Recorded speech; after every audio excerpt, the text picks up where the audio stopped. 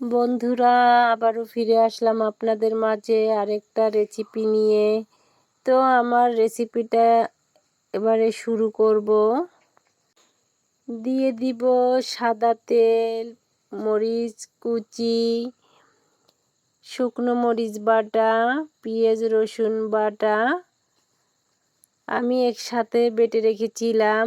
দিয়ে দিব জিরা বাটা। এবারে কিছুক্ষণ আমি নেড়ে চেড়ে নিব।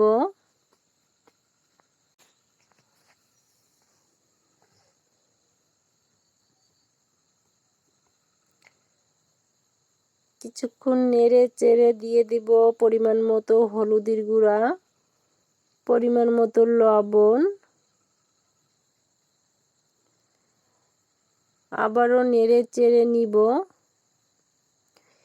কিছুক্ষণ নেড়ে চেড়ে আমি ধুয়ে কুটে রাখা মুতকুড়া মাছ, আপনারা চেনেন কিনা আমি জানি না, তবে আমাদের গ্রামে মুতকুড়া মাছ বলে।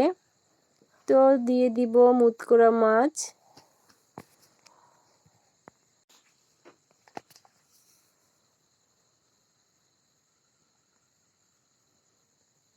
এবারে মাছগুলির সাথে মশলাটা আমি ভালো করে মিশিয়ে নিব।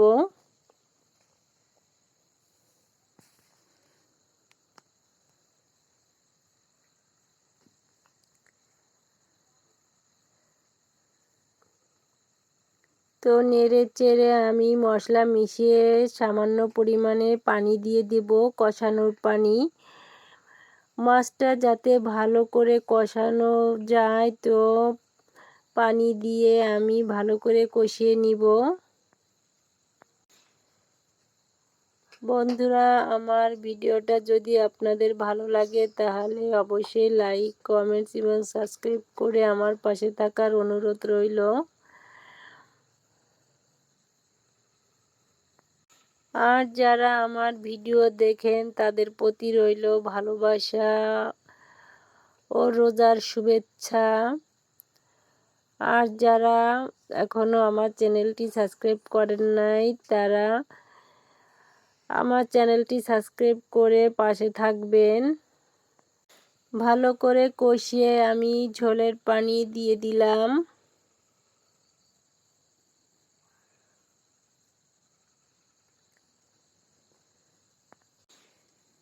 তো এবারে আমি দিয়ে দিব কেটে ধুয়ে রাখা কুমড়ো শাক ও আলু। আমি দুটো আলু কেটে নিয়েছি, এবারে একসাথে ধুয়ে রেখেছি।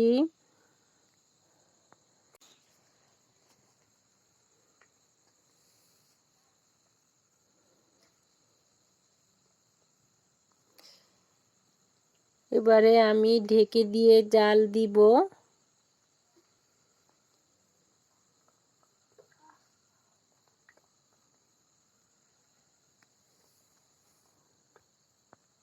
ঢাকনা উঠে আমি নেড়ে চেড়ে নিব।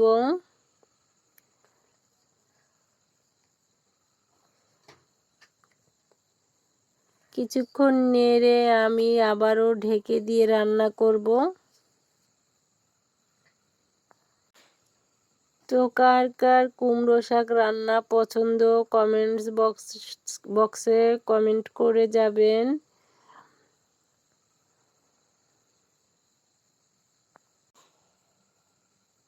তা আবারও ঢাকনা উঠিয়ে আমি নেড়ে চেড়ে রান্নাটা করে নিলাম। এবারে আমি ধনেপাতা দিয়ে নামিয়ে নিব।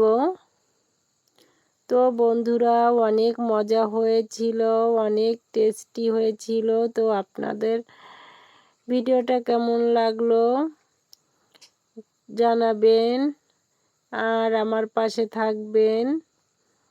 সবাই ভালো থাকবেন।